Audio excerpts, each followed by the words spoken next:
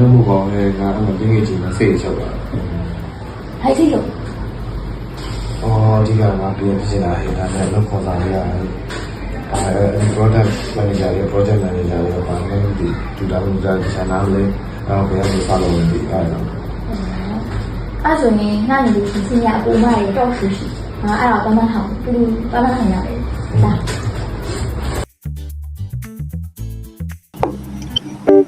အားလုံးလည်းရောက်နေကြပြီဆိုတော့မင်္ဂလာပါဒီ Wi-Fi နဲ့ Thai Focus Program လေးပြောချင်လိုက်ပါတယ်ဒီနေ့မှာတော့ညီမနဲ့အတူတူပေါ့နော် from idea to impact the real story of delivery ဆိုတဲ့အကြောင်းအရာမျိုးဆွေးနွေးနေဖို့ပဲညီမရဲ့စီစဉ်ရဖြစ်တဲ့ကိုစီယာနဲ့အမကိုတီတူကိုပြောပါတယ်အခုဆက်ပြီးတော့တခြားတော့ page တွေကို list ပြပါအားလုံးပဲမင်္ဂလာပါကျွန်တော်နာမည်ကတော့ဇေယျတွန်းဖြစ်ပါတယ်ကျွန်တော်ကတော့လက်ရှိဒီ VNM မှာပေါ့နော် digital deliveries and operation နဲ့ပတ်သက်ပြီး senior manager အနေနဲ့လုပ်နေပါတယ်ကျွန်တော်ရဲ့ work experience summary ပြောရရင်တော့2012လောက်ပေါ့နော် developer အနေနဲ့စလုပ်လာပြီးတော့ VP နဲ့ဒီ project management ဘက်ကိုလာပြီးတော့အခုကျတော့ဒီ delivery operation ဘက်ကိုလာရလို့ပြောမှာပေါ့နော်ဒါကတော့ကျွန်တော်ရဲ့ဒီ main career ကို side job အနေနဲ့ကတော့ကျွန်တော်ဒီ PGMB တို့ BMB တို့နဲ့ပတ်သက်တဲ့ဟာကိုဒီ lecturer အနေနဲ့လုပ်နေတယ်လို့ career coaching ပေါ့နော်ဒီ organization တွေ PM concept တွေပေါ့နော်ဒီလိုဟာလေးလည်းလုပ်နေပါတယ်ဟုတ်ဒီမှာတွေ့ရအောင်တာပါ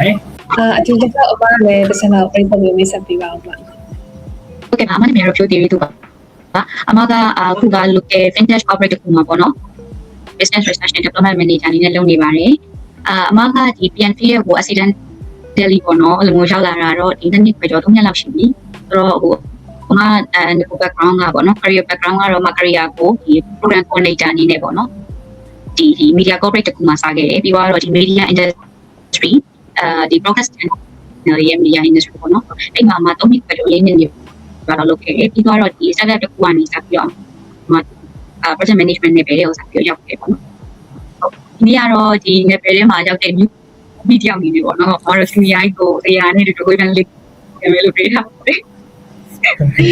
ဟုတ်ကဲ့ပါအခုလိုအချိန်ပေးပြီးတော့ညီမနဲ့အားလေးဖို့အတွက်လာပြီးတဲ့အတွက်နဲ့အကိုအမအများကြီးကျေးဇူးတင်ပါတယ်လို့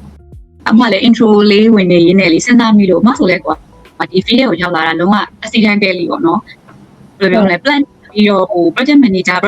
စ်ရမယ်ဆိုရင်ရောက်လာတာမဟုတ်ဘူးကွာဒီအလုံးဝဆိုတော့ကိုဘယ်လိုမျိုးများပေါ့နော်ဒီ field ကိုရောက်လာပြီးတော့ဒီ position မှာလို့အကြာကြီးပေါ့နော် career path တွေကို develop ခဲ့တယ်အမအရင်သိချင်တယ်ဆိုတော့အတူတူပဲမညီမလည်းအဲ့ဒါလေး Okay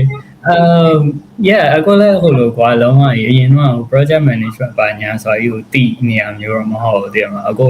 စလောက်တာလည်းအခုပြောတော့ဗောနော် developer အနေနဲ့စအောင်တည်တယ် developer အနေနဲ့2012လောက်မှာကိုစပြီးတော့လုပ်တယ်အဲ့မှာဒီတဖြည်းဖြည်းနဲ့ဗောနော် senior နေ team lead စသဖြင့်နေဖြစ်လာဗောအဲ့မှာကို9နှစ်ဝန်းကျင်လောက်လုပ်ခဲ့ရပါတော့အဲ့မှာအခုကဘာဖြစ်လဲဆိုတော့2019လောက်ခရေအခုကဘာဖြစ်တာလဲဆိုတော့အဲ့ code တွေရမှာပြင်းသွားအဲ့လိုမျိုးပေါ့နော်အဲ့လိုပြောလို့ဟို developer လောက်အောင်မကောင်းတာမဟုတ်နော်ဒါပေမဲ့အခုကိုရန်အဲ့လို coding ရေးရပါပြင်းသွားတယ်မလုပ်ချင်တော့ပေါ့နော်ဟို management level တခုကိုသွားချင်တယ်ဒါပေမဲ့ဟိုမှန်းထားတာကွာအဲ့မှာအခုသိရဆိုလို့ IT manager right IT manager အနေနဲ့သွားလို့ရတယ် hardware software ဒါတွေသိရင်စသဖြင့်ပေါ့နော်အဲ့လိုမျိုးပဲဖြစ်နေရနေ2019လောက်ဖြစ်မှတယ်အဲ့မှာ project management နဲ့ပတ်သက်တဲ့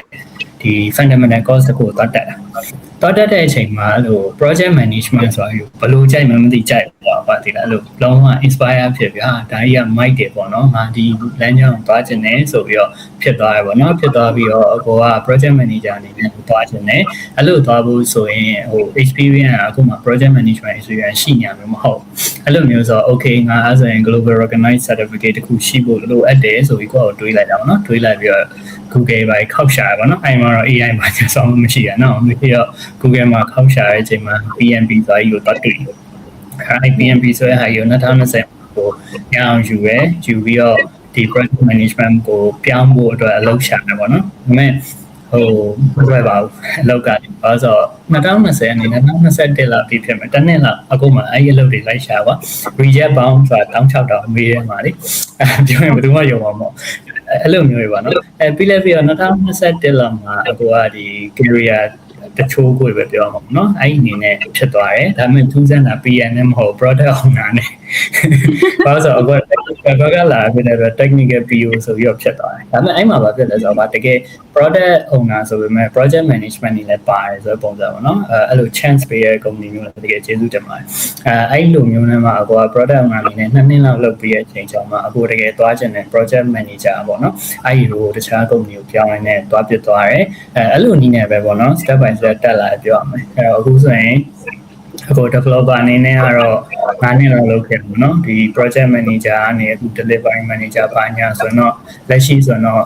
အဲ့ဒီ experience ပေါ့နော်အဲ့ဒါဆိုတော့6နှစ်ပေါ့ total 17နှစ်လောက်ရှိပါတော့အဲ့တော့ပြောချင်တာတော့တဖြည်းဖြည်းနဲ့ပဲတက်လာတာပေါ့နော်ချက်ချင်းတော့ဖြစ်လာမျိုးတော့မဟုတ်ဘူးပေါ့နော်ပြီးတော့ပြောသလိုပဲအရင်ကဆို project management ဆိုတာအခုကိုယ်တိုင်လည်းနားမလည်ခဲ့ပါဘူးဘာမှလည်းမသိဒါပေမဲ့အဲ့မှာtaste လေးတခုပေါ့ပါတည်လားအဲ့လိုအခုဟိုဟင်းပေါ့မစားပြည့်ဟင်းတရားကကျွေးလိုက်တဲ့အချိန်မှာကြိုက်သွားလေးတဲ့အဲ့လိုပုံစံမျိုးပါတည်လားအဲ့ taste လေးတခုပြရောငါဒါလုပ်ချင်တယ်ဆိုတော့လုပ်ဖြစ်သွားတဲ့သဘောပေါ့နော်အဲ့လိုမျိုးပဲပြောအောင်ပေါ့ဖြိုးကြတော့ accidentally အခုတော့ဖြစ်သွားပြီပေါ့နော်ဒါပေမဲ့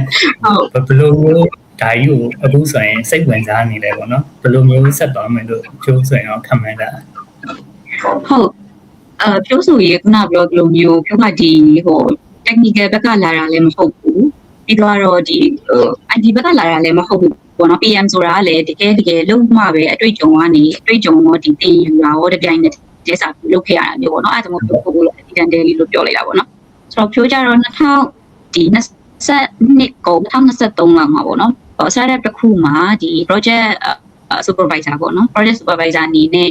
project ကျွန်တော်တို့ project coordinator ပြီးတော့ဒီ project supervisor တွေနဲ့ဒီ best service တွေပေါ့နော်အဲ့ဒါတွေကိုဒါဟိုဖြစ်လုပ်နေနေပေါ့နော် project management product management လုပ်နေနေတယ်ဒါပေမဲ့အဲ့တော့ကိုအဲ့ဒါလုပ်နေမှမသိခဲ့ဘူး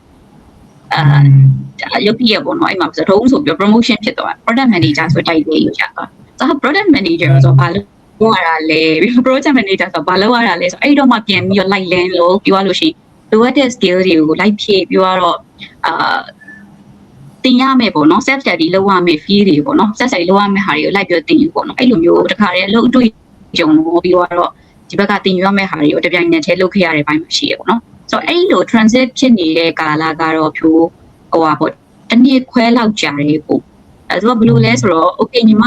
ဒီ career ကြီးကိုဆက်ပြီးတော့ရှောက်မယ်ညီမမှာကျတော့အရင်ရှောက်ခဲ့တဲ့ career လမ်းကြောင်းအဟောင်းရှိရပေါ့နော်ဆိုတော့အဲ့ဒီဟိုပဲညီမဒီမှာပြန်သွားမလားပေါ့နော်လက်ရှိတိတ်မစိုးဘူးလို့ထင်ရတယ်ပေါ့နော်ဒီ career ပေါ်မှာပဲညီမဆက်ပြီးတော့ရက်တည်ပါပေါ့လို့ crossroad ကြီးဖြစ်နေညီမတော့ဆိုတော့ okay အဲ့ဒါဆိုလို့ရှိရင်ငါဒီဟာကိုနားလဲအောင်ဒါလေ့လာမယ်ပေါ့နော်လေ့လာမယ်ကိုယ့်ကို set ဒီလုပ်မယ်ဆိုပြီးတော့ညီမဒီ project management အကြောင်းကြီးအပြင်မှာ focus တွေနားထောင်နေပြောလို့ရှိရင် PMI ကဒီ basic course တွေပေါ့နော် fundamental course တွေသွားပြီးတော့ချိရဲပြီးတော့ YouTube ကဒီအရန်နာမည်ကြီးရဲ့ instructor တွေပေါ့နော်ဒါဒီလူတွေရဲ့ video တွေလည်းညီမ like ကြည့်ခဲ့တယ်ပေါ့နော်ပြီးတော့တခြားဒီ learning platform ကဟာလည်းညီမ like ဖတ်တယ် like လေး okay အဲ့မှာကိုပြောသလိုပဲပေါ့နော်ဒီ project management လုပ်ဖို့ရေးစက်ပါလာတဲ့သူကလုပ်ကိုလုပ်ဖြစ်တယ်ပေါ့အကြိုက်သွားရော yeah ကိုလိုတဲ့ဒီကိုလိုပြောတယ် result တစ်ခုကို driving လုပ်ဖို့အတွက်ကိုမှဒီ manage လုပ်ရတယ်ဆိုတော့ဒီဟာကြီးကိုပေါ့နော်အဲ့ဒီ feeling ကြီးကိုကြိုက်သွားတာနဲ့တူပါတယ်ကြိုက်သွားပြီးတော့ okay အဲ့ဒါဆိုလို့ရှိရင်ဒီ land down ပေါ်မှာရက်နေပေါ့နော်အဲ့ဒါဆိုရင်တကယ်တင်းမီပေါ့နော်ဒါ PM တယောက်ဖြစ်ဖို့အတွက်ညီမ basket တွေလိုအောင်နေဒီ land down ပေါ်ရှောက်ပြီးဆိုရင်တခြားတကယ် professional ပေါ့နော်တမားတွေမှာကဘယ်လိုဒါကတော့ပေါ့နော် certificate တွေဒါမှမဟုတ်လို့ရှိရင်ပြောတော့အခုပြောလို့ global certificate ပေါ့နော်ဆိုတော့အဲ့လိုမျိုးဘယ်လိုတွေပိုင်ထားလဲသူတို့မှာ basket တွေရှိတယ်သူတို့ရဲ့ဒီပေါ့နော်တခြားဘယ်လိုပြောလဲအဲ့ဒါကြတော့ soft skill လို့ပြောဟာမျိုးတွေဆိုရင်ဘာရှိလဲပေါ့နော်ဆိုတော့အဲ့ဒါနဲ့ညီမပြန် match okay အဲ့ဒါဆိုရင်လမ်းကြောင်းရှောင်မယ်ဆိုရင်ဒီ direction နဲ့ဒီလိုတော့ငါထားပါတော့ညီမသတ်မှတ်ထားတဲ့ time frame တခုအတွင်းမှာလူတွေတော့ရှောက်မယ်ဆိုပြီးတော့2023နှစ်ကောင်2014လောက်ကစပြီးတော့ညီမစပြီးတော့ develop လာတာပေါ့နော်ဆိုတော့အဲ့ဒီကနေညီမ startup ကနေထွက်ပြီးတော့အခုဒီဟို corporate ဒီ PM ဘက်ကိုပေါ့နော်ဆိုတော့အဲ့ဒီနဲ့ related ဖြစ်တဲ့ဘက်ကိုညီမဖြည်းဖြည်းချင်းရှောက်လာတာပေါ့ဆိုတော့ရှေ့လျှောက်ကတော့အခုလိုပဲပေါ့နော်ဆိုတော့ PM role ကနေတဆင့်ချင်းတက်ပြီးတော့ပေါ့နော်ဒီ product တွေ evolve ဖြစ်တာလို့တဲ့အထိပေါ့နော်ဆိုတော့အဲ့ဒါတွေကို career direction career path ကတော့အဲ့လိုစဉ်းစားထားတယ်ကိုကောင်းတယ် ဟိုအလေးအဲ့လိုပြောရတဲ့ထဲမှာဆိုရင်ကွာအခုသတိထားမိရအရင်ကတည်းကပြောရဒီ product ဘိုင်းရော project ဘိုင်းတွေရောတိတာအဲ့လိုပေါ့နော်အဲ့ဒီပြင်မှာမှဘာပြောကွာ operation ဘိုင်းလည်းတိနေပြီလို့ယူဆလို့ရတယ်လေအဲ့လိုလူမျိုးအရင်မှတည်းတိတာနောက်ပိုင်းကွာအရင်စိတ်ပူစရာမလိုဘူးလမ်းကြောင်းကလေကိုယ့်ကိုတဲ့သွားပြီးတော့တိတာဟိုအခုရဲ့အမေကြီးကပြောမယ်ဆိုရင်ဘယ်လိုလဲဆိုတော့လူတိုင်းက project manager ဖြစ်လို့ရတယ်ဘာသိလားဒါပေမဲ့ project manager လူတိုင်းတော့မဟုတ်အမှန်ပဲဖြစ်ပါဥပမာထားပါတော့ကွာဟိုလူတော်များများထင်ကြရပါလေဆိုတော့ဘိုးကဒီ experience တခုရလာတဲ့အချိန်ကျရင် management level ကိုပုံမယ်အဲ့တော့ဒီ project တွေလုပ်တဲ့လူက management level သွားဖို့ဆိုရင်ဒါ project manager ဆိုတာကငါတို့အတွက်ဒါကြီးပဲရှိတယ်ဒီပဲသွားမယ်ဆိုတော့ဟာမျိုးနဲ့သွားကြရပါတော့အဲ့မှာမှဘာဖြစ်ကြလဲဆိုတော့တချို့ကနောက်ပြန်ဆုတ်သွားကြတယ်ငါ project manager လောက်ရရင်မှမလုပ်နိုင်ဘူးဆက်မပြေဘူးဆိုပြီးတော့ဗောနော်ဒါပေမဲ့ချိုးလိုလူမျိုးတွေじゃအဲ့လိုမဟုတ်ပါသေးလားစောနာပြောသွားတယ်လို့ဗောနော်ဟုတ်တယ်ဒီအားကိုသွားမယ် accidentally ရောက်သွားတယ်ဒါပေမဲ့ကိုရောက်သွားပြီးတဲ့အချိန်မှာကွာပြောမယ်ကိုလောအောင်မဲ့ဟာအကောင်းဆုံးတယ်လို့ပြောရမြင်တယ်ပြင်မှာokay accidentally တော့ရောက်သွားတယ်ဒါပေမဲ့ငါဒီဟာကိုကြိုက်တယ်ဒီဟာကိုလုံးချင်တယ်အဲ့ဒီအတွက်ငါမှလိုအပ်တဲ့ soft skill ဖြစ်ရလိုအပ်တဲ့ certificate တွေဖြစ်ရ right အဲ့လိုမျိုးနည်းနဲ့သွားဟိုကြီးကျူးချင်တာပါလို့တော်တော်အဆင်ပြေရပါသေးလားအဲ့လိုမျိုးသွားတဲ့လူကစက်ကိုသွားလို့ရဘာလို့တချို့လည်းရှိရသိလားအခု project manager သူတို့ပေါင်းဖို့တာ right ဒါပေမဲ့ project manager ဖြစ်သွားတဲ့အချိန်မှာလိုအပ်တဲ့ဟာကို touch feel မလုပ်ဘူးသူကလုံလောက်ပြီလို့ထင်တယ်ကွာဟုတ်တယ်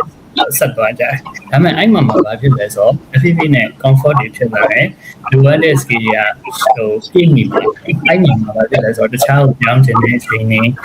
promotion တဲ့အချိန်တွေဆိုရင်ဒီဘက်ကဘာမှမရှိတော့ဘာလို့ဟိုတခါကုလိုက်တာတော့မှန်တယ်ဒါပေမဲ့တစ်ဖက်ကမ်းမှာအများကြီးဆိုပြီးပေါ့နော်ဘာလို့ဆိုတော့သူကတခါကိုထပ်မလို့အဲ့လိုမျိုးဖြစ်ကြပါတယ်ဒါပေမဲ့ကျိုးဆိုရင်ကျွန်တော်ပြောရရင်ဆိုတော့အပူဆက်လုပ်တာဘာလို့ဆိုတော့အဲ့လိုမျိုးဖြင်းနေတာ accidentally ဆိုပေမဲ့လည်းပေါ့နော်တစ်ချိန်တည်းရတဲ့ကိုယ်အတွက်လုံးဝဟိုကိုက်ညီရာတခုဖြစ်နေတယ်ဟုတ်အခုဖြိုးကမြင်လာပေါ့နော်ဖြိုးဆိုလို့ရှိရင်ခုနအခုပြောလို့ပဲဒီ operation ဘိုင်းကလာတာပေါ့နော်ဆိုတော့ accidentally ဖြိုးအခုရောက်တာချင်းတူမှာလမ်းကြောင်းအထက်ပြီးတော့ပွဲသေးရလို့မြင်နေပေါ့နော်ညီမဆိုရင် operation ဘိုင်းကလာတာဟို product ကိုတကယ် development လုပ်နေတယ် production pipeline တစ်ခုလုံးကိုဒါဟို supervise လုပ်နေရင်းနဲ့ဒီ product expert ဖြစ်ရကနေပေါ့နော်ဒီဘက် production ဘိုင်းကိုဒီ development လုပ်ပေးတာကိုကိုရင်းနေတာတဖြည်းဖြည်းနဲ့ PM ဘက်ကိုဖြောက်လာတာပေါ့နော်အခု solution ပြင်ကြတော့ဒီ technical background တွေလာတာပေါ့နော်ညီမကတော့ဘယ်လို concern မျိုးရှိလဲဆိုတော့ဘယ်လိုပြောမလဲ cost function နဲ့ team တွေနဲ့အလုပ်လုပ်ရတဲ့အခါမှာပေါ့နော်ဆိုပါစို့ညီမကဟို business ဘက်ကလာတယ်ပဲဆိုတော့အဲ့ဒါဆိုရင်ကျတော့သူတို့နဲ့ဒီဟို export လုပ်ရတဲ့အခါကြလို့ရှိရင်ညီမကလည်း concern တွေရှိရပေါ့နော်ဆိုတော့ညီမကကျတော့ specialist မဟုတ်ဘူး generalist လို့ပုံစံမျိုးဆိုတော့အဲ့ဒီဘယ်လိုပြောမလဲ security ကတော့နည်းနည်းတော့ရှိရပဲပြောမှာပေါ့နော်ဆိုတော့အဲ့တော့ဟိုသူတို့နဲ့ထိတွေ့ရမယ်နေပေတိုင်းကိုညီမဆိုရင် blog တွေဖြစ်လဲဆိုတော့ဟိုထားပါတော့ UI UX ဆိုလို့ရှင်လေ fundamental လောက်သိနေအောင်ပြည့်တင်မိတာမျိုးပေါ့နော်ဆိုတော့အဲ့လိုမျိုးဟို security တော့ရှိတယ်ဒါပေမဲ့ဟိုညီမမသိတာတော့ဘာလို့နဲ့ပတ်သက်ပြီးတော့အဲ့ဒါနဲ့အရန်ရှိန်ဖြစ်နေရမျိုးတော့ရှိုင်းဖြစ်နေရမျိုးတော့မရှိဘူးပေါ့နော်ဆိုတော့အကိုတို့ဒီ technical ဘက်ကနေဒီပြန်ဖြစ်လာတဲ့သူတွေမှာဆိုရင်ကြတော့အကိုဘယ်လိုမျိုး concern မျိုးအဲ့လိုအကို translate လုပ်တော့အဲ့လို experience မျိုးရှိတာလေရှိရပါဟိုကွာဘယ်လိုပြောရမလဲအကိုတို့ဒီ project တွေလုပ်တယ် product တွေလုပ်တယ်ဆိုတာတနည်းအားဖြင့်အကိုတို့ကဒီဟိုလိုချင်တဲ့ goal တစ်ခုခု let's say profit တစ်ခုခု benefit တစ်ခုခုရဖို့လုပ်တာပဲလေသိလားအဲ့လိုမျိုးတွေလုပ်တဲ့နေရာမှာကွာထားပါတော့ဟိုအကိုတို့က technical strong ဖြစ်တဲ့ team ရှိတယ်ဒါပေမဲ့ technical product ကြီးထုတ်လာပါပြီအဲ့ဒီ product ကြီးကအကိုတို့က business ကိုဟိုအကျိုးမပြုဘူးကွာလိုချင်တဲ့ဒီ benefit မရဘူးဆိုရင်အကိုတို့ရဲ့ product ကြီးကဘာမှလုပ်စားမရဘူးလေသိလားအဲ့လိုမျိုးပေါ့နော်အကိုတို့က project လို့ပြောတဲ့အချိန်မှာဒီတချို့နားလည်မှုတွေနေရာလည်းရှိတယ်။ဘာလဲဆိုတော့အခုက project end to end ဆိုတာ means ဒီ project ကနေ product တစ်ခုထွက်လာပြီးရင်ပြီးသွားတာမဟုတ်အဲ့ end to end မဟုတ် end to end ဆိုတာဘာလဲဆိုတော့အဲ့ဒီ project ကထွက်လာတဲ့ product တစ်ခုကအခုတို့အနေနဲ့ဒီ end user ကိုပဲဖြစ်ဖြစ်တစ်ခုကိုပေါ့နော် customer တွေပဲဖြစ်ဖြစ်ဘယ်လို support လုပ်မှာလဲ။သူတို့ဘက်ကအဲ့ဒါကိုတကယ်အသုံးချလို့ရလား။သူတို့သုံးပြီးရင်ရောအခုတို့ကဘယ်လိုမျိုးဒီ benefit ပြန်ရမှာလဲဆိုတဲ့ဟာပေါ့နော်။အဲ့လိုမျိုးတွေမူတည်လာတယ်။အဲ့တော့တနည်းအားဖြင့်အခုခေတ်မှာအကုန်လုံးကဒီ project တွေလုပ်တယ်ဆိုတာ value delivery လုပ်တာပဲ value ကိုအရင် focus လုပ်လာပြီပေါ့နော် အဲ့တော့ဟုတ်ပြီအဲ့ value လို့ပြောတဲ့နေရာမှာဆုံးနာလို့ပဲကွာ business ဆိုတဲ့ဟာကြီးပါလာပြီကိုက business အကြောင်းနားမလည်ဘူး business requirement မသိဘူးဒီ customer ရဲ့ဒီ business requirement ဘာလဲဆိုတော့ကိုကနားမလည်ဘူးဆိုရင်အခုဘယ်လောက်ပဲ technical strong ဖြစ်ဖြစ်ဒီထွက်လာတဲ့ product ကြီးကဘယ်လိုနည်းနဲ့မှ value deliver ဖြစ်မှာမဟုတ်ဘူးเนาะအဲ့တော့ဆုံးနာပြောတဲ့ဟာကိုပြန်ချင်းရမယ်ဆိုရင်အကိုတို့လည်း business နဲ့ပတ်သက်ပြီးတော့မသိလို့မရတော့အဲ့လို concern တွေဖြစ်လာ။ဘာလို့ဆိုတော့အကိုတို့ဒီ technical ဘယ်လိုပဲ strong ဖြစ်နေ technically strong ဖြစ်တဲ့လူတွေနဲ့ဖွဲ့စည်းထားတဲ့ project တွေပဲဖြစ်နေကွာ business နားမလဲလူတွေဖြစ်နေဘာမှမတူဘူးကိုထုတ်တဲ့ product က technically ကတော့ yes advanced ဖြစ်နေမယ်ဒါပေမဲ့ business ဘက်ကကြည့်ရင်ဘာမှသုံးမရအောင်လေဟုတ်တယ်နော်အဲ့လိုမျိုးကြီးဖြစ်နေရလို့အကိုမြင်နေအဲ့တော့အကိုဆိုလည်းအဲ့ concern ကြီးရှိရတဲ့အတွက်အကိုဆိုလည်းလေ့လာရတာပဲပေါ့နော်ဟိုပြောရကြတော့ operation ဘိုင်းကိုကျွမ်းမိတာဖြစ်တဲ့အတွက်ဒီဘက် technical ဘိုင်းတွေပါလေ့လာရတယ်လို့အကိုဆိုလည်းဒီ technical ဘိုင်းကိုကျွမ်းမိတာလူတယောက်ကလည်းအားဖြစ်တဲ့အတွက်ဘာလုပ်ရလဲဆိုတော့ business ဘိုင်းတွေလေ့လာရတယ်မှာဒီ customer ဘက်ကဒီ user expectation ဒီ user satisfaction တွေပါရလေနော် business insight တွေပါရလေပြီးရင်ကို project တွေလုပ်ရင်ဒီ cost နဲ့ benefit ကဘယ်လိုရှိမှာလဲစသဖြင့်နေပေါ့နော် business point of view တွေလည်းအကူတို့ကပါလေ့လာဖို့လိုအပ်နေဆိုပုံစံဖြစ်လာတာပေါ့နော်အဲ့ဆိုလို့ရှိရင်တကယ်ပေါ့နော် PM တယောက်အနေနဲ့ကတော့ဟို stop learning လုပ်လိုက်တာနဲ့သူ့အတွက်ဒါဟို killing point လို့ပုံစံဖြစ်သွားတာနော်ဆိုတော့အသစ် project တွေအများကြီးအများကြီးထုတ်နေရတယ်ပြီးတော့ဒီ cost function တွေအနေနဲ့ background အမေလာ PM level ရောက်ပြီဆိုတာနဲ့ပုံလုံး leverage တော့ဆိုတော့ဒီ learning ကိုရက်လိုက်တာနဲ့ကိုတို့ရဲ့ killing point ဖြစ်သွားပြီပြောရအောင်နော်ဒါပေါ့အကိုကဟို keep improving လုပ်နေဖို့လိုတယ်ကွာဒီလားပြီးတော့ဟိုအကိုအမြင်ရဆိုရင်အကိုခက်က trend ကပြောင်းလာပြီအကိုကအရင်တော့ဆိုရင်ကွာ project manager တယောက်ကproject manage လုပ်မယ်ဆိုရင်သူက scope ကိုနိုင်နေရမယ် schedule ကို manage လုပ်နိုင်ရမယ် budget ကို manage လုပ်ရမယ် product တခုထွက်တယ် that's all ပြီးပြီ right ဒါပေမဲ့အခုခေတ်ကျတော့အခုပြောသူပဲ value deliver ကို focus လုပ်လာတဲ့ပြီးတော့မှသူကနောက်ပိုင်းမှာဒီ project နဲ့ product ကိုပြန်ပြီးတော့ match လုပ်လာအဲ့တော့maybe သူတို့က project manager ကြီး product owner ကြီးနဲ့ထားချင်မှထားရတာတချို့ organization တွေဆိုရင် delivery manager ဆိုတဲ့ပုံစံမျိုးနဲ့ထားပြီးလို့ရှိရင်သူက project ကိုလည်း manage လုပ်တယ်လို့ထုတ်မဲ့ product ကိုလည်းသူကဘာလုပ်လိုက်လဲဆိုတော့ focus လုပ်လိုက်တယ်အဲ့တော့ product နဲ့ပတ်သက်တဲ့ဟာမျိုးတွေလည်းဒါနားလည်ဖို့လိုအပ်လာပြီဆိုတဲ့ပုံစံပေါ့နော်သူအဆုံးလို့ပေါ့လို့ပြောရမှာဆိုအဲ့လိုမျိုးနေပါ focus လုပ်လာပြီကွာအဲ့ဟာကိုပြောရရင်တစ်ဆက်တည်းဘာကိုပြောချင်လဲဆိုတော့project manager တွေမဟုတ်ဒီလားအခုနောက်ပိုင်းကညီမတို့လည်းသိမှာပါ AI ခေတ်လေ AI ကအရင် training တွေဖြစ်လာတယ်အဲ့တော့ organization တွေဘက်ကလည်းသူတို့အနေနဲ့ဒီ cost တွေပဲ reduce လုပ်ဖို့ပဲတွေးလာဖြစ်တဲ့အတွက်သူတို့ကဘာလုပ်လာလဲဆိုတော့ swimming pool လို့ခေါ်တဲ့ approach တွေကိုအသုံးပြုလာအဲ့တော့ဘယ်လိုမျိုးလဲဆိုရင်အဲ့ဒီ swimming pool approach ဆိုတာကအရင်ကထားပါကွာ project တင်က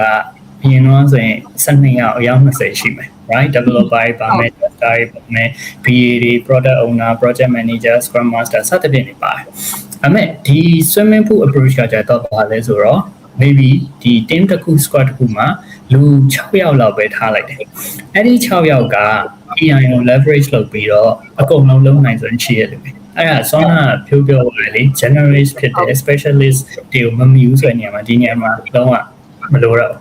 generalist ဖြစ်လေကောင်းနေဖြစ်ပါတယ်။ဘာလို့လဲ။ကိုကအစုံသိလေ AI leverage လုပ်ပြီးတော့အကုန်လုံး driven လုပ်နိုင်လိမ့်မယ်။အဲ့တော့သူတို့ကအခုနောက်ပိုင်းဒီ global company တော်တော်များများလည်းအဲ့လိုမျိုး approach ကိုလုပ်လာတယ်။ cost လည်း reduce ဖြစ်ရရောက်တယ် resource တွေလည်း short ရရောက်တယ် and then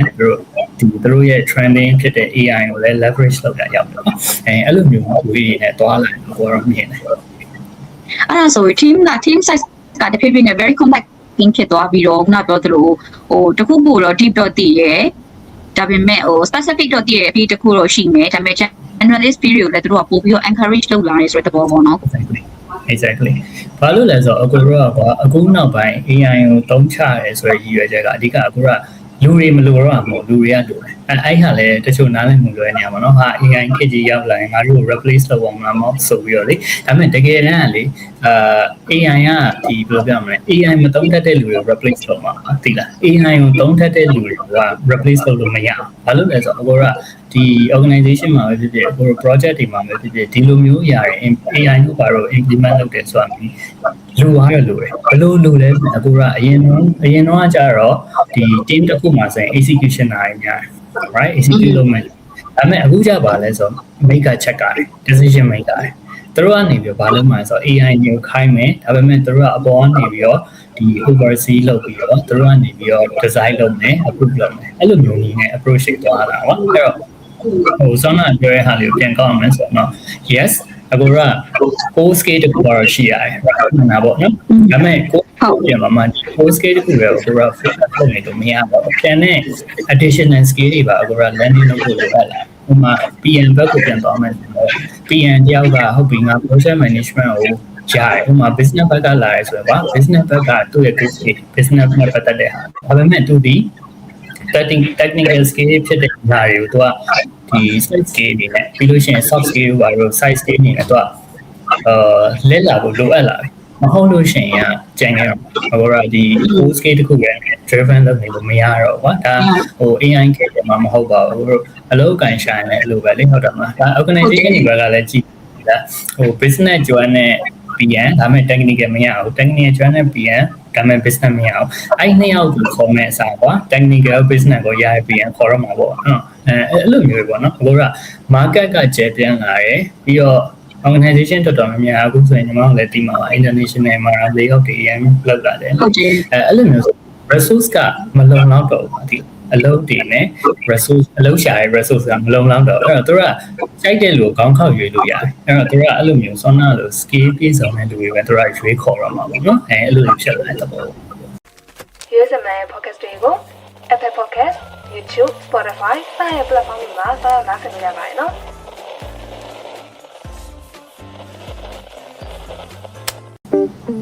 ဟုတ်ညီမဒီ still learning လုပ်နေတဲ့ stage မှာကျတော့ဒီ AI နေရဲ့ဒီ booming ဖြစ်လာတဲ့ဟာညီမတော့တော်လေးကိုသဘောကျတယ်ပေါ့နော်အခုတော့ဟိုကရုံးမှာလူတွေနဲ့စကားပြောနေဟဲ့ AI ကမရှိငါတို့ဘယ်လိုနေမလဲမသိဘူးတွေပါတော့ပြောဖြစ်တယ်ပေါ့ဆိုတော့ဘာလဲဆိုအစကကိုမသိတဲ့ထားပါတော့ပေါ့နော် field တစ်ခုပဲဖြစ်ဖြစ်ပေါ့နော်ကိုမသိတဲ့ subject တစ်ခုပေါ့နော်ဆိုတော့ SME နေနဲ့မဟုတ်ဘဲနဲ့ဒီ project ကိုဝင် join ရတဲ့အခြေအနေမျိုးမှာဆိုတော့ AI ကအရင်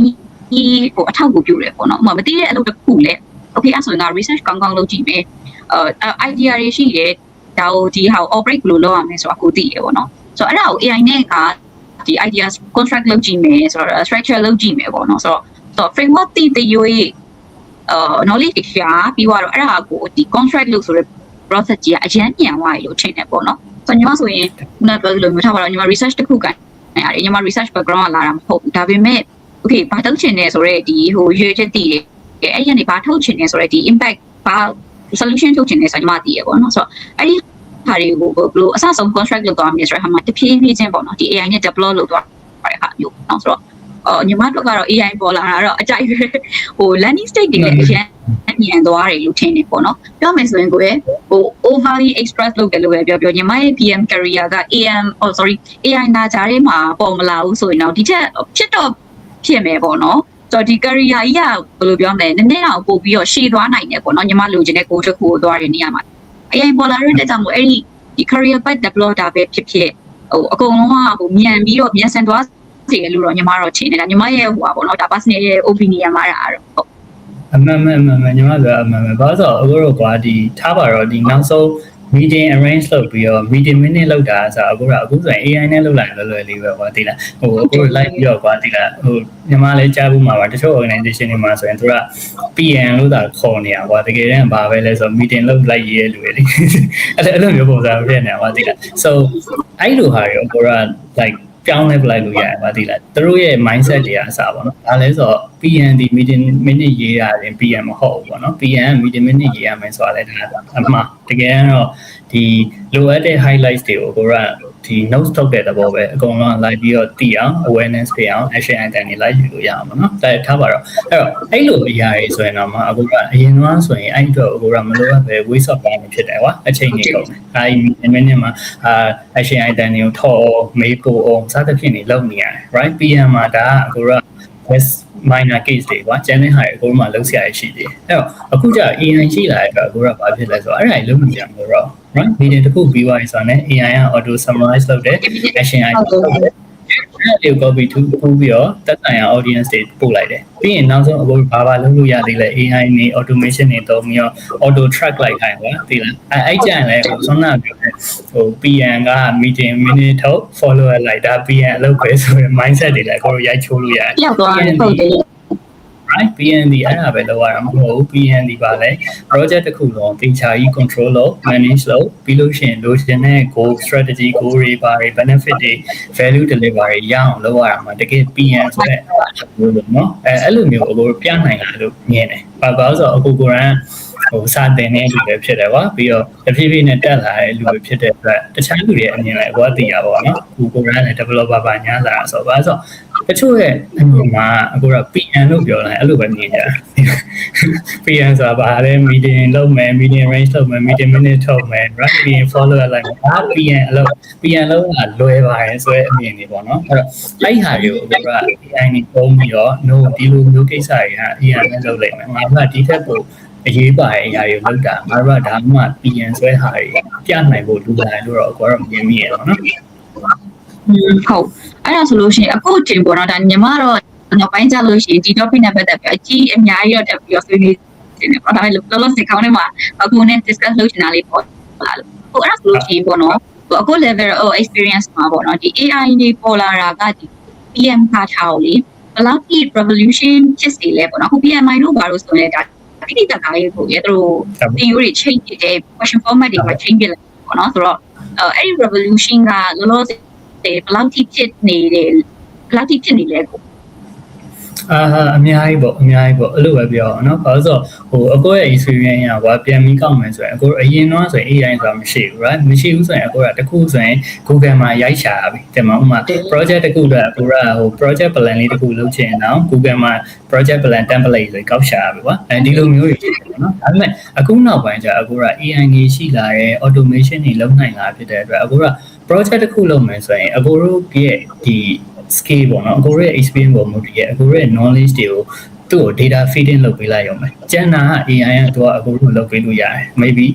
ဘာ template ထုတ်ချင်လဲဘာ plan ထုတ်ချင်လဲဘာ schedule ဆွဲချင်လဲ right ဘယ်လို tracking လုပ်ချင်အများကြီးပဲပါဒီလားဥပမာ budget ဘိုင်းဆိုလဲအကိုတို့ funding focus ကိုဘယ်လောက်လုပ်ချင်လဲဥပမာ example ပြောရမယ်ဆိုရင်ကွာအကိုလုပ်နေတဲ့အလုပ်တွေမှာဆိုရင်အကိုတို့က budget focus တင်နေလို့လာပြီလေလို့လာပြီဆိုရင်ကွာအရင်တော့ဆိုရင်အကိုတို့မှာ exam နဲ့တွားတာအရင်ကြီးရ exam နဲ့အကိုတို့မှာလေနောက်လာအတွက် focus ကပါလဲ next ဒီ financial year end ကျရင်ဒီ funding ကလောက်ပါလား right အဲ့လိုတွေတွားပါတကယ်အကိုဒီ finance တမမဟုတ်သူကတင်ချားလဲအရင်ညံ့ကြွားပြောအဲ့လိုမျိုးဆိုရန် time ပတ်တာဒါပေမဲ့နောက်ပိုင်း AI နေရှိလာတဲ့ AI agent နေရှိလာတဲ့အချိန်မှာအကိုတို့အရန်လွယ်တယ်မှာလက်ရှိဒီ funding ကဘယ်လောက်ငါတို့တုံးနေတဲ့ cost ကဘယ်လောက်အဲ့ဒီဟာမှမတည်ပြီး focusing ဘယ်လောက်ဆိုတော့သူက auto generate လုပ်ပြီးတာအကိုတို့မှာ dashboard လေး report လေးအောင် auto generate ထွက်ပြီးတာပါဒီအဲ့လိုမျိုးပေါ့အရင် convenience ဖြစ်လာတယ်ပြီးရင်နောက်ဆုံးအကိုတို့ app management တွေပါရောအကိုတို့ present ပြမယ်အကိုတို့ပြချင်တဲ့အရာတွေရှိရဲဟိုအရင်လိုမျိုးအကိုတို့အရင်ကြီးစဉ်းစားစရာမလိုဘူးအရင်လိုမျိုးကကြီးကနေအားထီထိုင်ရင်းနေစရာမလိုတော့ကိုကလှုပ်ချင်တဲ့ဟာကို AI ကိုလုပ်ခိုင်းပြီးလို့ရှိရင်ကိုက make up checker လုပ်ပေးရမယ်ဒီအဲ့ဟာဒီအလုပ်ခွင့်မှာပြန်တယောက်နေနဲ့အရင်သုံးဝင်လာတယ်ပြီးရင်နောက်ဘလို့တွေပါသုံးဝင်လေလဲ Sona meeting notes ပါညာထက်နောက်တစ်ခုကပါလဲဆိုဥမာ project မှာ issue တစ်ခုတက်နေအဲ့ issue နဲ့ပတ်သက်ပြီးတော့ကိုကထားပါတော့ project management နဲ့ပတ်သက်ပြီးတော့ပဲဖြစ်ဖြစ် work experience တွေနည်းသေးတယ်ကိုတရားမစဉ်းစားတတ်ဘူးဆိုရင်တော့ AI ကိုသုံးလို့ရတယ်မျိုး AI ပြောသမျှရှုံရမယ်တော့မဟုတ်ပါဒါပေမဲ့ဒီလို scenario မျိုးဖြစ်တယ်ဒါမျိုးဆိုရင်ငါဘယ်လို approach သွားတင်လဲဆိုတော့အဲ့လိုမျိုးပဲပေါ့နော်နိုင်ကိုယ့်ရဲ့ body တယောက်လိုကိုယ့်ရဲ့ mentor တယောက်လို senior တယောက်လိုပဲဖြစ်ဖြစ်စကားပြောလို့ရတယ်ကွာပြီးတော့မှကိုကချင်းဟိုယုံသိမယုံသိလောက်ပေါ့နော်ဒါအလုပ်ခံနဲ့ပတ်သက်တာဒီ education နဲ့ပတ်သက်တာဆိုရင်အကိုထားပါတော့ PMB လုပ်တဲ့လူပဲဖြစ် PGMB လုပ်တဲ့လူပဲဖြစ်ဖြစ် at least ကွာဒီ project management fundamental learning လုပ်တဲ့လူဆိုရင်တော့အခုခေတ်က AI ရှိလာတော့အရင်အဆင့်ပဲဘာလို့လဲ AI နဲ့အကိုက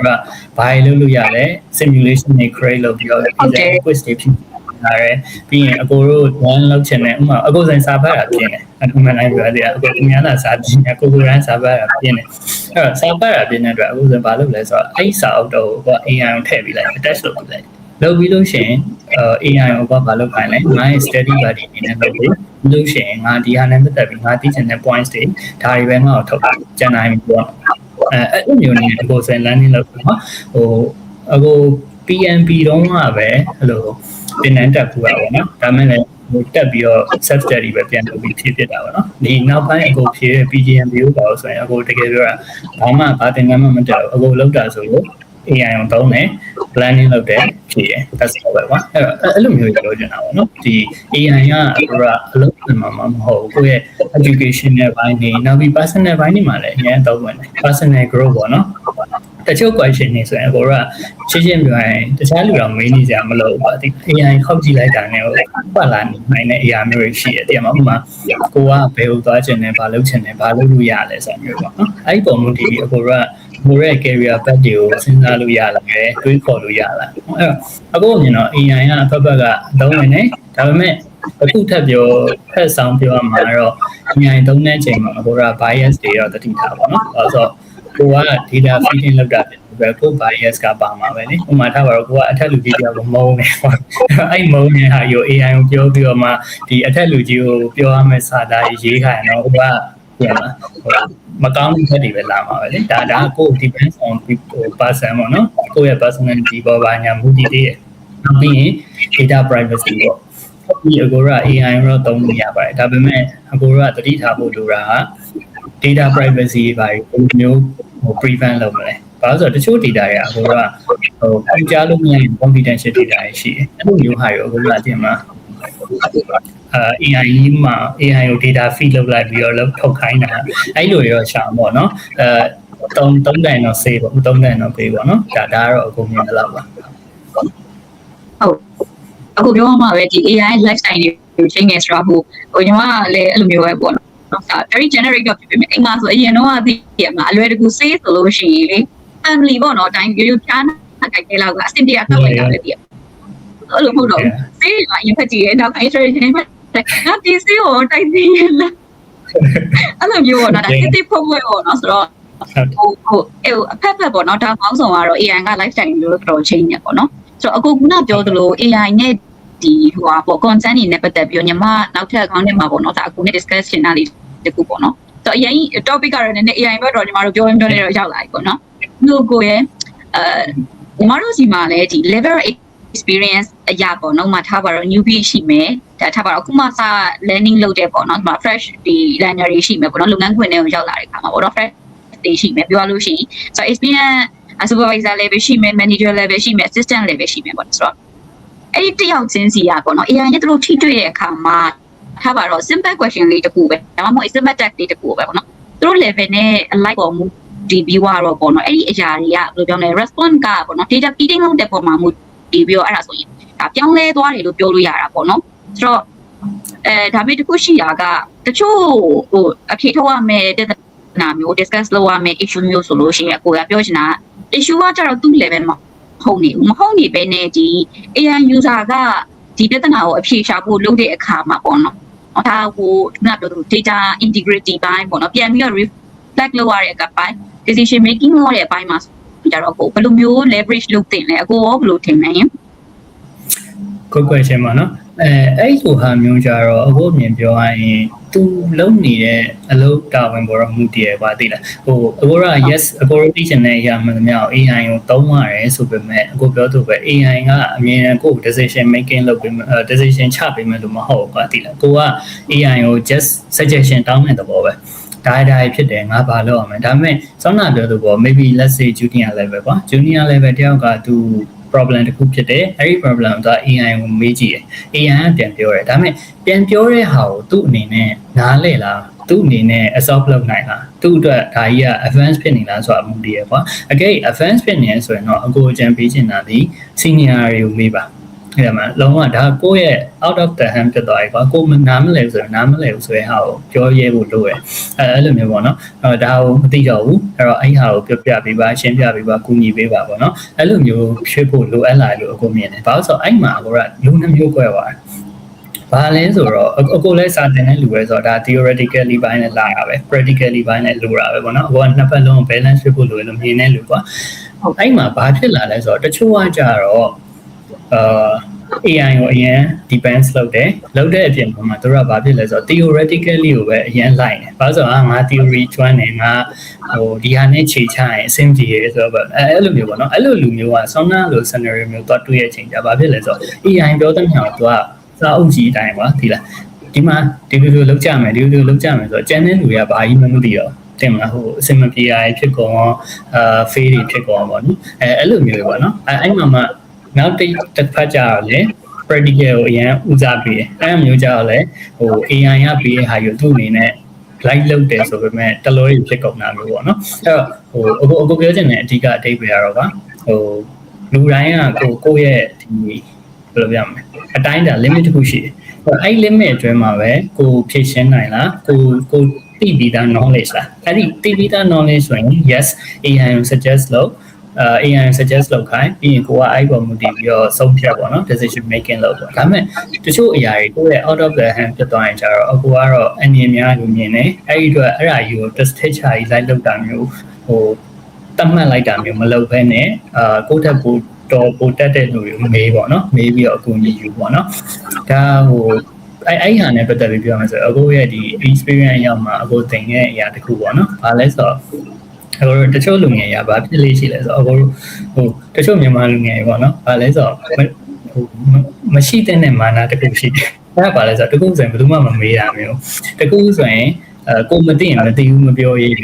တာမျိုးပေါ့ကိုကသိတယ်အရာငါသိတယ်စောနာပြောတော့သူ AI ကိုမေးလိုက်တယ် AI ပြောလိုက်တဲ့ဟာကသူသိရဆိုပုံစံမျိုးနဲ့လောက်တာမျိုးပေါ့နော်အဲ့ဒါကြီးအခုအရင်အငြင်းများတယ်အဲ့ဒီအချိန်မှာအဆင်ပြေသွားရင်နောက်ပိုင်းတဖြည်းဖြည်းနဲ့ကိုက management level ရောက်လာတဲ့အချိန်ကျရင်ကိုမှလိုအပ်တဲ့ experience ရှိမနေတော့ဘာဖြစ်လို့လဲကိုဒီအမြဲ AI တို့ဒီ extra knowledge ကိုဟိုဘယ်လိုပြောမလဲယူပြီးတော့ပါကိုလာပြီးတော့ depend လုပ်ပြီးတော့ exactly ကိုယ့်ရဲ့ကိုယ်ပိုင်ဟွာမရှိတော့ပါအဲ့လိုမျိုးဖြစ်တဲ့အတွက်မေးပါတခုခုဆိုရင်ဟိုအကူအညီတောင်းမှာတင်မလားကိုခက်ခဲနေပြီဆိုရင်ပြောပါဗောနော်ဘလို့ဟိုအရင်ကိုယ့်အကူပဲဟိုလာရဲဆိုပြီးတော့လောက်တာထက်လေအဲ့လိုမျိုးလေးလောက်တာသူများ maybe သူများစီကအကူအညီယူပြီးတက်တဲ့လူကပို့ပြီးတော့ improve ဖြစ်တယ်ဗောနော်ဒါလေးကတော့အကူအညီနဲ့အချက်လေးပေါ့ဟုတ်တယ်ညီမဆိုလဲအဲ့ခုနကပြောလို့အကိုပြောတဲ့ဒီလူငယ်တွေအဲ့ဒီဟိုဟာမရှိတဲ့မှာညာနဲ့တက်ပြီးအကိုပြောတော့ညီမဆိုလဲကိုရ operation back ကလာတာ technical သမားတွေနဲ့လည်းဆက်ဆံရတယ် CS သမားတွေနဲ့လည်းဆက်ဆံရတယ် creative သမားတွေနဲ့လည်းဆက်ဆံရတယ် management သမားတွေနဲ့ဆက်ဆံရတယ်ညီမလည်းဟိုဘယ်လိုပြောမလဲဟိုရုပ်တရက်ဒီ manufacturing နဲ့ဒီမှာဘက်ကိုရောက်သွားတာဆိုတော့ညီမကလည်းအကြောင်းမသိတဲ့အရာကြီးညားခဲ့တယ်ပေါ့နော်ဆိုတော့ UI UX ဆိုတာဘာမှလည်းမသိပဲတဲ့ကိုဒီ field ကိုရောက်လာတယ်လို့ပြောလို့ရတာပေါ့နော် UI ကဘာလဲတော့လည်းညီမဒီစားတော့မသိဒါပေမဲ့မသိဘူးဆိုပေမဲ့မသိရအောင်လည်းမသိဘူးလို့ပြီးတော့ပဲလို့မထားလိုက်ဘူးပေါ့နော်โอเคလောလောဆယ်တော့ဒါကမသိဘူးငါရှိဆက်သွားမယ်ဟာအတွက်ဟိုငါဒါတိဖို့လို့လားဘလောက်အတိုင်းတာပမာဏတိဖို့လို့လေဟိုညီမပေးနိုင်တဲ့ resource နဲ့ဒီ capacity ပေါ်မှာပေါ့နော်ဒါဘလောက်သိတယ်ဆိုလို့ရှိရင်ညီမအတွက် support ဖြစ်မလဲပေါ့နော်ဆိုတော့အဲ့လိုမျိုးပြန်ပြီးတော့ leverage လုပ်ပြီးတော့တင်ယူတဲ့ဟာကိုတင်ယူပဲဒါမှမဟုတ်ရင်တကယ်အရန် technical ဆိုတဲ့နေရာမှာဒီဟာဟို IT technical ပဲမဟုတ်ဘူးပေါ့နော်တခြားဒီ industry မှာလည်းသူ့ရဲ့ဒီ technical ကိုဒီ process တွေအရာတွေကတော့ရှိမှာပဲပေါ့နော်အဲ့ဒါဆိုလို့ရှိရင်လည်းဒီ SME တွေစီကိုပဲတွားမေးပြီးတော့ information တွေယူတာပဲဖြစ်ဖြစ်ဟိုကိုနဲ့ဒီဆက်ဆံရတယ်ပေါ့နော်ဒီဟို SME တွေကိုဟိုပုံပွင့်လင်းဒါဆိုနားမလည်ဘူးဒါလေးရှင်းပြပေးပေါ့နော်အဲ့လိုမျိုးပုံပွင့်လင်းပြောရတဲ့ဟာမျိုးကတော့ညီမအတွက်ဆိုတော့အလုပ်ဖြစ်ပြီးတော့ထိရောက်တယ်လို့ပြောလို့ရတယ်ပေါ့ဟုတ်ထောက်ကန်နေဟိုအခုဆိုလဲပါအခုအချိန်ဒီပဲတင်မှာအခုဆိုရင်ကိုအောင်မှာ team stage ရှိရယ်sub department ကြီးရှိရယ်ပေါ့နော်ဒါပေမဲ့အခုအချိန်ဒီအခုဆိုလဲလို့ပဲအခုတချို့ကိစ္စတွေဆိုရင် AI ကပြောနိုင်နေဆိုတော့ just high level ပဲတင်မှာအခုတော့အများကြီးအကုန်လုံးလုံးသိနေမှာမျိုးမဟုတ်လေအဲ့တော့ဒီလေးသိချင်အခုဆိုလဲဘာဖြစ်လဲဟို developer တွေနဲ့ဆိုလဲစကားတော့ပြောတာပဲငါဒါမသိဘူးငါ့ကိုပြောပြကြအောင်ပြင်မှာ tester နဲ့ဆိုလဲစကားတော့ပြောတာပဲဒီ UI UX တွေနဲ့ဆိုလဲအဲ့လိုပဲနောက်တခြားလူတွေနဲ့ပေါ့နော်ဘာလို့လဲဆိုတော့ဟိုအကိုတို့စီမှာရှိတဲ့ knowledge ဆိုတာဒါအကိုရဲ့ career path နဲ့ရောက်လာတဲ့ knowledge တွေပါသိလားအဲ့တော့အကိုတို့မသိရရင်အများကြီးရှိသေးတယ်အဲ့တော့အဲ့လိုအရာတွေကိုအကိုတို့ကသိဖို့ဆိုရင်တကယ်တက်ကြွတဲ့ဒီ subject matter expert တွေပေါ့နော်ဒီလူတွေလိုက်မိမှရတာအခုကကိုယ့်အကို AI တွေပါတုံးပြီးလုပ်တယ်ဆိုမှဒါကအပေါ်ယံလေးပဲအခုကဒီလေးသိချင်တယ်ဆိုရင်တကယ်လုပ်နေတဲ့လူတွေတကယ်တက်ကြွတဲ့လူတွေကိုလိုက်မိမှရပါတော့နော်အဲ့လိုမျိုးရှိရပြီးတော့ခစ်တွေပြောင်းလာပြောင်းပေါ့နော်ဘာလို့ဆိုတော့အခုပြောလို့ပဲအခုက 2012လောက်တော့ developer လောက်လာဆိုစဉ်းစားလာကြည့်ပါတော့အခုအဲ့မှာဆို AI ဆိုတာမရှိဘူးကွာပြီးလို့ရှိရင်အခုလိုမျိုးအခုလိုမျိုး back end front end ဆိုတာလည်းရှိတာမဟုတ်အစုံတော့เนาะအခုလိုမျိုး QA ဘာညာတီးတဲ့အောင်ခွဲမထားသေးဘူးအဲ့လိုမျိုးပြီးရင်အဲ့လိုသူတို့တွားနေတဲ့အခု CI/CD pipeline ဘာညာဆိုတာအဲ့ခေတ်တော့သိရှိသေးရမဟုတ်အဲ့လိုမျိုးနဲ့တက်လာပဲမှန်ကွာဒီလားငါအကုန်ရနေတယ်ငါ superior ငါ experience အများကြီးရှိတယ်ရှေ့ခေတ်ကလာဆိုပြီးတော့လုပ်လို့မရအောင်တဲ့မှာအခုက modern ခေတ်ကအကိုတို့ထက်အများကြီးထုတ်တက်လာပြီအကိုတို့မသိရအများကြီးသိလာပြီ AI ဘောင်း16000အများကြီးသုံးလာကွာဒီလားအဲ့လိုမျိုးဆိုဟိုဒါကတော့ဒီ upper management တို့အပေါ်ပိုင်းလူတွေလည်းပြောချင်တာပေါ့နော်ကိုက experience များတယ်ကိုကအောက်ခြေကတက်လာတယ်ဆိုပေမဲ့လည်းလူငယ်တွေတော့အထင်သေးလို့မရတော့လူငယ်တွေကကိုယ့်ထက်ပိုပြီးတော့ဟိုနှာတစ်ပြားတာပါဒီလားအကိုတို့ထားပါတော့ experience 10နှစ်17နှစ်လောက်နဲ့အကိုတို့ကဒီ level ပဲဖြစ်သေးရဆိုရင်တို့ဒီနောက်9နှစ်လောက်နဲ့ဒီ level ဖြစ်သွားတော့အဲ့လိုလိုမျိုးပေါ့နော်အဲ့တော့ကိုတို့ကမသိရင်မသိဘူးပြောနော်ဒီမှာလူကြီးတွေလောက်ပြီးတော့ဒီမှာသိကြအောင်မဆောင်နဲ့ကွာတဲ့မသိဘူးဆိုရင်မသိဘူးဆိုပြီးတော့လူငယ်တွေကိုမေးလူငယ်တွေစီက idea တွေပြန်ယူပေါ့နော်ဒီလိုမျိုးနည်းနဲ့ပဲကိုကဟို work environment landing လို့နေသွားမှာပဲပြောဖို့ကောင်းတယ်လို့တော့ပြောရမှာဟုတ်တယ်ဘာလဲဆိုဟို PMP တမားတွေကဆရာကြီးတွေများတော့လေတည်ရလားနည်းနည်းလေးပြောရသေးအခုပြစုပေးပါအဲ့ကြောင့်အကိုရော PGM ကြီးလားလည်းနေတဲ့စုပေးမှာမော်ရလည်းပဲပါတယ်ဟိုအခုပြောသလိုပဲဆရာကြီးတွေအများတော့လေးသိရမှာအကုန်လုံးကိုတိကိုတက်တွေလည်းဖြစ်ကုန်မှာဆိုလို့ချင်းချင်းလည်းပြန်ဆွဲရတယ်ဆိုတာပေါ့ဟုတ်တယ်ဟိုကတော့ကိုအမြင်ပြောရင်တော့ဟို sorry အကုန်မြင်ပြောရင်တော့ဘာသိလားအကုန်လုံးကဟုတ်တယ်သူ့အနေနဲ့သူတော်ပြီးသားတင်မှာသူ့အနေနဲ့သူပြီးသားဘာသိလားဒါပေမဲ့ဟိုအကောကတော့လူရန်ကိုပြောချင်တာဘာလဲဆိုတော့ sharing လုပ်ဖို့လည်းဝင်မလေးနဲ့ဘာလို့ဆိုတော့သူများကို sharing လုပ်ရင်ကိုရန်လည်းပညာပြန်ရဒါအကိုရဲ့သဘောတရားကိုနော်အကိုခံယူချက်ကအဲ့လိုဥမာအကိုမှတည်ရတဲ့ဟာတွေအကုန်လုံးအကိုသူများကို share ဖို့ဝင်မလေးဒါပေမဲ့အဲ့လို share လိုက်တဲ့အတွက်သူတို့ကလည်းသူတို့မှတည်ရတဲ့ဟာတွေအကိုကိုပြန် share လုပ်မယ်လုပ်တယ်ပေါ့နော်အဲ့လိုမျိုးနည်းနဲ့တယောက်နဲ့တယောက်ပြီးမှဟိုလုပ်ငန်းဝင်ရတကယ် team work ဆိုတာရှိရမဟုတ်လို့ရှိရင်ဟိုတည်းမှာတယောက်ကပဲအရန်တော်ပြီးကျန်တဲ့လူတွေကဟိုမပြောတော့အဲ့ဒါဆိုရင်ဒါဘာ product ပဲထုတ်တော့ဘာ project ပဲလုပ်ဘာကြီးပဲလုပ် fail မှာပဲပေါ့နော်အဲ့လိုရှိတာပေါ့ဟုတ်ညီမလည်းကြားဘူးတယ်ဘာမှကြားဘူးရလဲတော့ညီမလည်းမမှန်ပြီးတော့ဒါမဲ့လုပ်ငန်းခွင်တစ်ခုမှာဟိုတော့လုံးဖြစ်နေရတာပြဿနာဖြစ်နေကိုတော်ဆုံးဖြစ်နေပြီဆိုလို့ရှိရင်နည်းနည်းတော့ပြဿနာရှိတယ်ပေါ့နော်ပြောချင်တာအကုန်လုံးကပဲကိုစီက land လောက်သွားပြီးတော့အကုန်လုံးကပဲဆိုတဲ့ပေါ့နော်လူမျိုးကိုကပဲ land လောက်ဆရာမရှိဘူးကိုအတော်ဆုံးဖြစ်နေတယ်လို့တွေးနေတော့အဲ့ဒါနည်းနည်းလေးတော့လွေးနေပြီပေါ့နော်ကျွန်တော်အဲ့လိုမျိုးလဲဟိုကြားတော့ကြားဘူးပေါ့နော်မကြားဘူးလဲညီမ reference တော့မှတ်ပြီးတော့ဟုတ်လူရန်ကိုပြောတဲ့ဟာတခုစီတော့သူရှိရပါသီလားဒါပေမဲ့အဲ့ဟာကိုအကုန်လုံးပေါင်းပြီးလုပ်ဖို့ပဲဟိုဆောင်းကအခု project management အကြောင်းပြောရင်ဒါပဲလေ project ဆိုတာ team work ပဲတည်ရမှာတယောက်တည်းရပဲတော့ဥမာကထားပါ project တခုမှာ PM ရွယ်အရန်တော်တယ်လူတိုင်းကိုလည်းသူက post လုပ်နိုင်တယ်သူ့မှာ schedule တွေလည်း on track ဖြစ်တယ် budget တွေလည်းဟို manage လုပ်နိုင်တယ်ဆိုအဲ့အလွယ်နေဘာလို့လဲဆိုတော့သူဒီ project manager ဖြစ်တယ်တကယ် execution လုပ်တဲ့လူတွေက fail နေဘာလို့ product ကကောင်းမှာလဲပေါ့နော်ဒီလိုမျိုးပေါ့Alright everyone.